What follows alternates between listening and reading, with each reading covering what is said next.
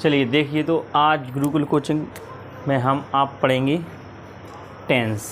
क्या होती हैं टेंस, देखें ध्यान से।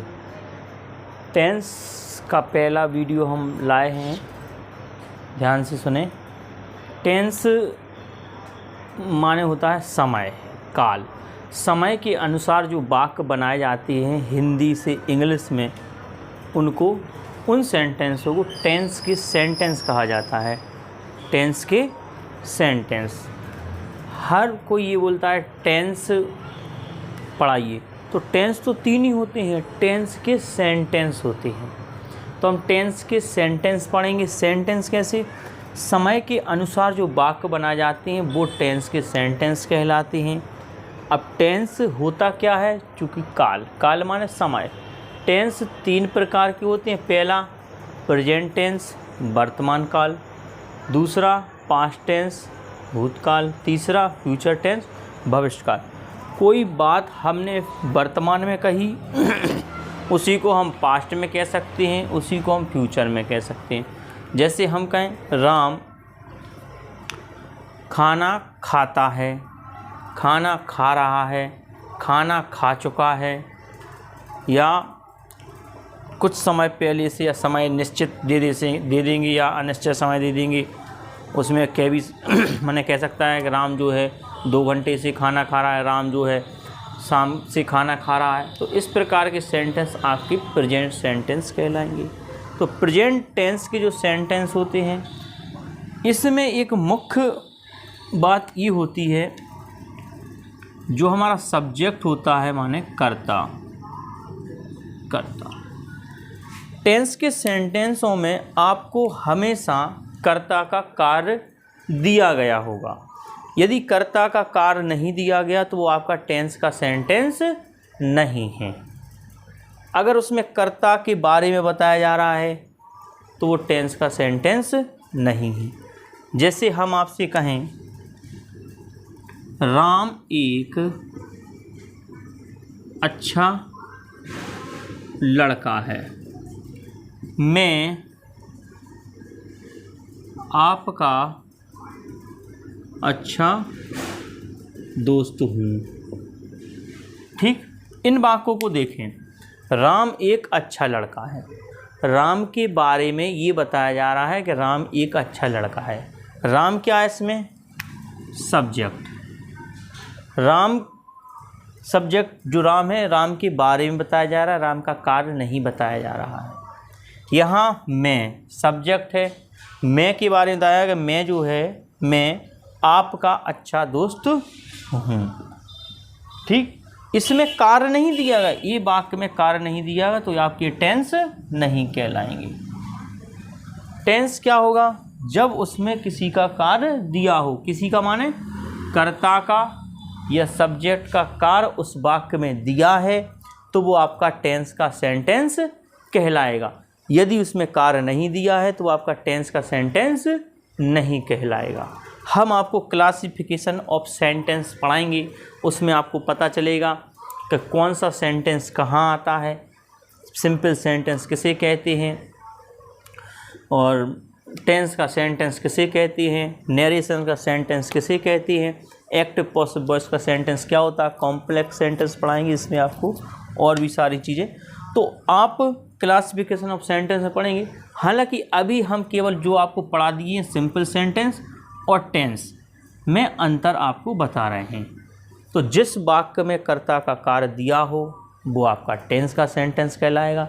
जिस वाक्य में कर्ता का कार्य नहीं दिया हो वो आपका टेंस का सेंटेंस नहीं कहलाएगा। तो भाई प्रेजेंट टेंस के 4 टाइप्स होते हैं। प्रेजेंट इंडेफिनिट, जिसको हम प्रेजेंट सिंपल भी बोलते हैं। Present simple tense. Present simple sentence अलग है। अगर उसमें लिखा है प्रेजेंट सिंपल टेंस बनाइए। हाँ, 2 प्रकार का हो सकता है। जैसे हमने कहा ये है, ये प्रेजेंट सिंपल है, और इसी में कह दिया राम खाना खाता है। इन दोनों वाक्यों को देखिए, ये प्रेजेंट सिंपल है, ये भी प्रेजेंट सिंपल है, दोनों प्रेजेंट सिंपल हैं, लेकिन फ़र्क क्या है? किस में क्रिया है, किसमें क्रिया नहीं है, इसमें कर्ता के बारे में कर्ता का कार्य नहीं दिया गया, कार्य माने क्रिया नहीं दी गई है, इसमें क्रिया दी गई, जिसमें क्रिया दी गई हो वो आपका टेंस होगा। भाई सिंपल सेंटेंस तो ये भी है, सिंपल सेंटेंस ये भी, लेकिन ये क्या है आपका टेंस का सेंटेंस है, तो इसलिए आपको इसको क्रिया के रूप में बनाना पड़ेगा। इसमें क्रिया है नहीं तो उसको उसके रूप में बना, लेकिन इसको आप टेंस नहीं कह सकते, टेंस ही है। तो आपसे कहा जाए प्रेजेंट इंडेफिनिट टेंस है और ये प्रेजेंट सिंपल सेंटेंस है, ये टेंस का सेंटेंस। क्लियर है। ऐसे ही आपके फ्यूचर पास्ट के 4 होते हैं, past indefinite, past continuous, past perfect और पास्ट परफेक्ट कॉन्टिन्यूअस। फ्यूचर के होते हैं future indefinite, future continuous, future perfect और फ्यूचर परफेक्ट कॉन्टिन्यूअस। तो टेंस के जो सेंटेंस होते हैं वो 12 प्रकार के होते हैं। तो 12 प्रकार के, 4 प्रेजेंट के, 4 पास्ट के और 4 फ्यूचर के। इनके जो सेंटेंस होते हैं 12 के 12, यही सारे के सारे क्या होते हैं हमारे एक्टिव होती है। क्या होती है? एक्टिव। अब इन्हीं का हम नेगेटिव बनाएंगे, नेगेटिव एक्टिव कहलाएंगे। इन्हीं का हम सिंगल इंटेरोगेटिव सेंटेंस बनाएंगे, वो सिंगल इंटेरोगेटिव एक्टिव कहलाएंगे। हम इन्हीं का डबल इंटेरोगेटिव बनाएंगे तो इन्हीं का वो डबल इंटेरोगेटिव एक्टिव बनेगा। जितने सारे आपके टेंस होंगे उतने ही आपके एक्टिव होंगे। एक्टिव से इन्हीं से हम क्या बनाते हैं? पैसिव। जब हम पैसिव वॉइस पढ़ेंगे तो हम आपको बता देंगे। तो टेंस समझ में आए तो हम इसका पहला आपका टाइप पढ़ेंगे प्रेजेंट टेंस। प्रेजेंट टेंस में सबसे पहले पढ़ेंगे प्रेजेंट इंडेफिनिट टेंस। तो प्रेजेंट इंडेफिनिट की पहचान क्या कहती है आप उसको ध्यान से सुने। देखें प्रेजेंट टेंस, प्रेजेंट टेंस के 4 रूप होते हैं। कौन कौन से? Present indefinite tense, present continuous tense, present perfect tense, present perfect continuous. इन 4 में से आज हम आपको सबसे पहला टेंस पढ़ाएंगे जिसका नाम है आपका present indefinite tense. Present indefinite tense क्या होता है, इसकी पहचान क्या होती है? ठीक है, ये है आपका ट्रांसलेशन वाला टेंस। हम आपको हिंदी से इंग्लिश में ट्रांसलेशन करना बताएंगे वाक्यों का। किस प्रकार के वाक्य होंगे? Present indefinite tense. तो इसकी पहचान क्या होती है? ऐसे हिंदी वाले वाक्य, ऐसे हिंदी वाले वाक्य जिनके अंत में ता है, ती है, ते हैं आदि शब्द आते हैं। ऐसे वाक्य जिनके अंत में क्या आते हैं? ऐसे हिंदी वाले वाक्य जिनके अंत में ता है, ती है, ती है, ऐसे शब्द आते हैं। जैसे हमने कहा राम खाना खाता है, राम खेलता है, मोहन दौड़ता है, मैं पढ़ाता हूँ, वह स्कूल जाता है। तो ऐसे वाक्य जो आपके आ रहे हैं इनके पीछे क्या है? ता है, ती है, आता है। क्यों? क्योंकि इसको कहते हैं अनिश्चित वर्तमान। अभी निश्चित नहीं हुआ है। क्या है? अभी अनिश्चित वर्तमान चल रहा है। क्या है ये? अनिश्चित वर्तमान। इसको कहते हैं इंडेफिनिट।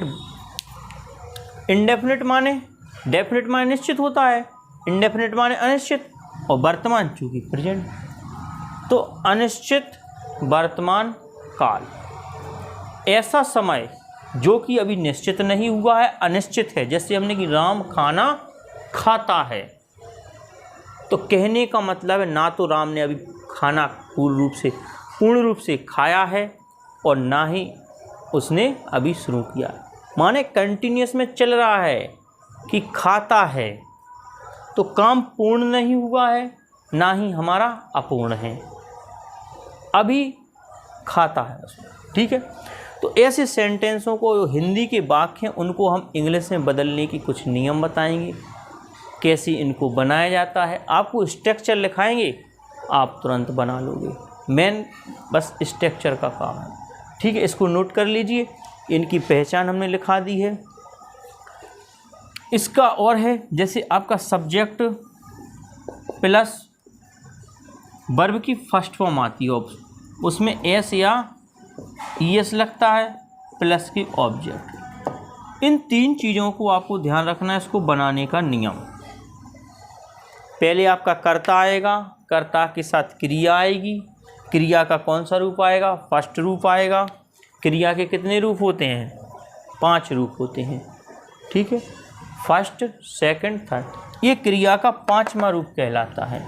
आप फर्स्ट फॉर्म, सेकंड फॉर्म और थर्ड फॉर्म तो पढ़े ही होंगे।